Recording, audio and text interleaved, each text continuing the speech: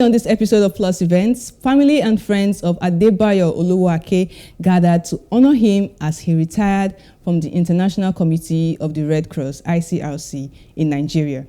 Now, the event attracted professionals and government officials, among which were the Special Advisor on Media and Publicity to President Muhammadu Buhari, Femi Adesina, and also Managing Director of PlusTvAfrica, Lekan Ogumbawo. His colleagues, among others, were there.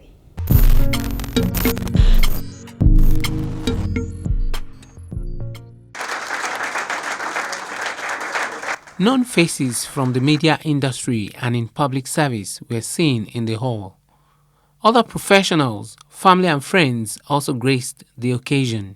The event was in honor of one of Nigeria's diplomat and humanitarian, Mr. Adebayo Olowo-Ake, as he announced his retirement with a book titled The Journey of a Passport on the Road of Humanity. Mr. Olowo-Ake, who has spent close to 2 decades of his career serving the country in different capacities, talked about his sojourn. I am very, very proud to say by the time I was leaving, and again it's in my book, I left 13 Nigerians occupying important international positions with the International Committee of the Red Cross. I thank God for the opportunity that He gave to me and for keeping me hale and hearty. When I left secondary school, my ambition was to become a journalist. I think I did become one. And if you buy my book, you see, throughout my comments, I'm going to be promoting my book. If you buy my book, you will understand why, and how that happened. But after university, I thought I should become a lecturer. I actually had a very great improvement in my grades because I had been student union president in UI, of all places. And when you are president, you hardly go to class. Some of you know what I mean. So I got the basic minimum I needed to go to my final year. So I just focused on my book in my final year. And my head of department, the late Professor Anda, those of you from Victory Baptist Church, you know our brother Anda, that's his elder brother. Professor Anda said, this young man has done so well, we need to give him a second offer. But his other colleague said no. If he wanted a second offer, he wouldn't have gone to be student union president. But anyway, I was so interested in academia, but in any case, by the time I left Ibadan, however, I found myself working as a corporate affairs manager in the petroleum marketing industry. But I was still burning to be a lecturer, a researcher. So I left.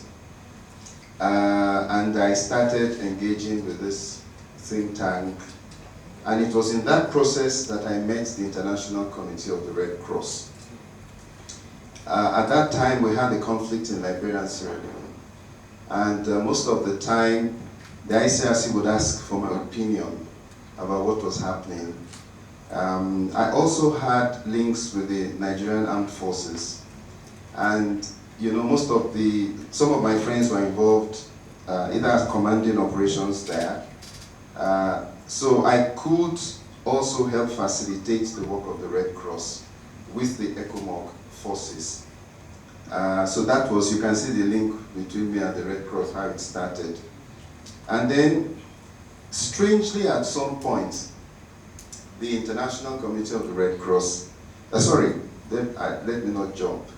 After I went to the ICRC, the office of the Nigerian Red Cross used to be in Ikoyi, the headquarters. And there you had the International Committee of the Red Cross, the Nigerian Red Cross, and what we call the International Federation of Red Cross and Red Crescent Societies. So after I went to see the ICRC, I was doing a research actually. I went to interview people there. So I found Nigerian Red Cross. So I walked into the Nigerian Red Cross office. Like, what do you people do? I've known the Red Cross, I know, in school.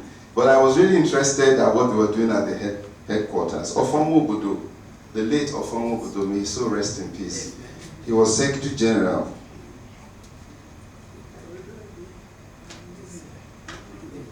He was Secretary General of the Nigerian Red Cross, and we became very close. There was Alhaji Shehu Musa, the late Alhaji Shehu Musa, who used to be Secretary to the governments of the Federation. He was chairman of the Nigerian Red Cross. And I got introduced to the Red Cross. I got to know, and I said, listen, I want to contribute. You are doing such a wonderful job. I really want to, just ask me for anything. To cut a long story short, because this boy told me I have 10 minutes, I was later encouraged to contest for a position on the governance board. So I was elected as National Information Advisor of the Nigerian Red Cross, and I served in that capacity. And it was later on that the International Committee of the Red Cross came for me and said, you have to work with us. I never wrote an application for the International Committee of the Red Cross. There was satisfaction, there was also frustration. The frustration was largely because thousands of people need help, but unfortunately, even as humanitarians, we are only able to support only a few. And we use the word, the most vulnerable. So we are not always able to help everybody.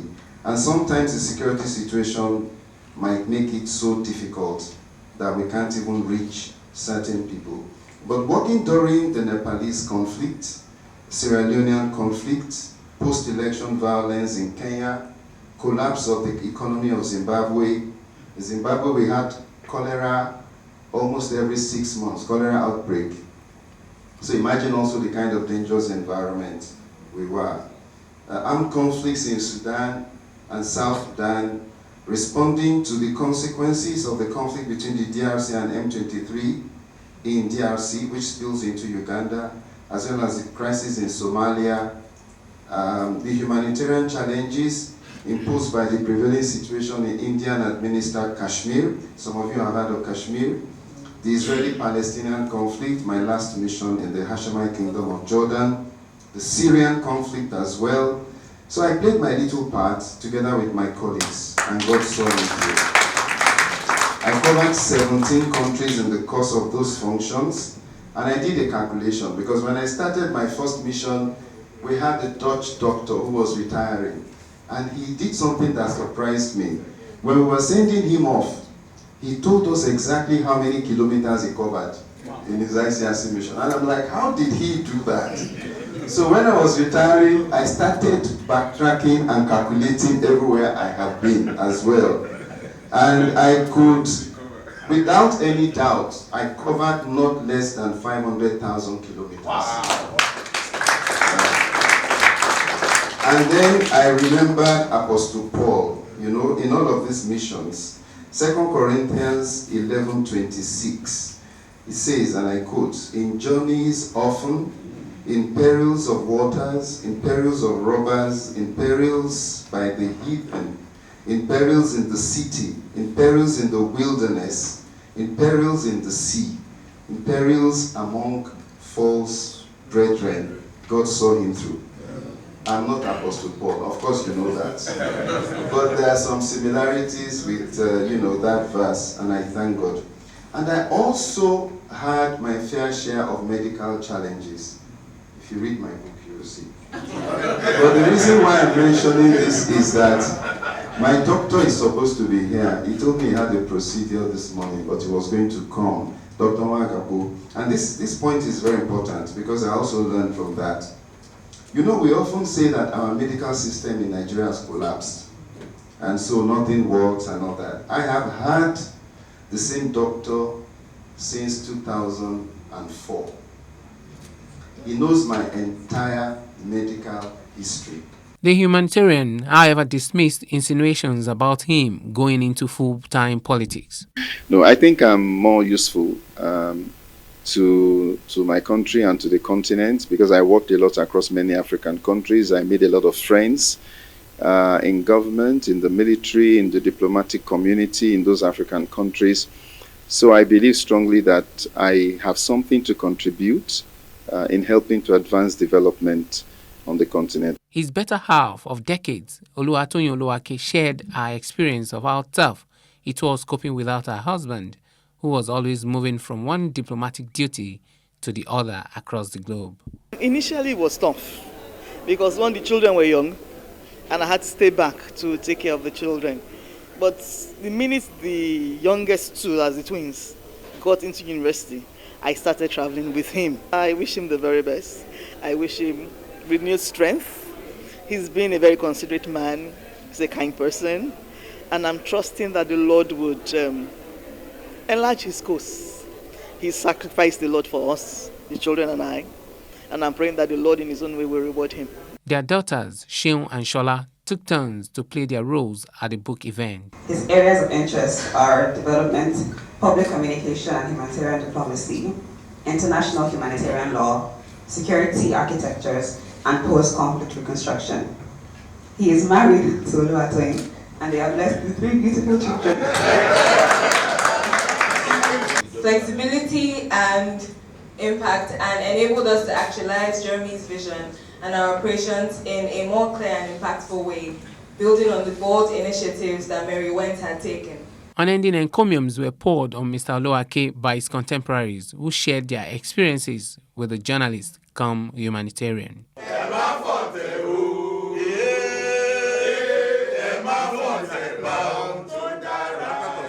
I am glad to be a friend to Mr. Olowo-Ake. This is not the first book that he will write that I'll read. He has sent me one before which I've read, and I look forward to reading this one.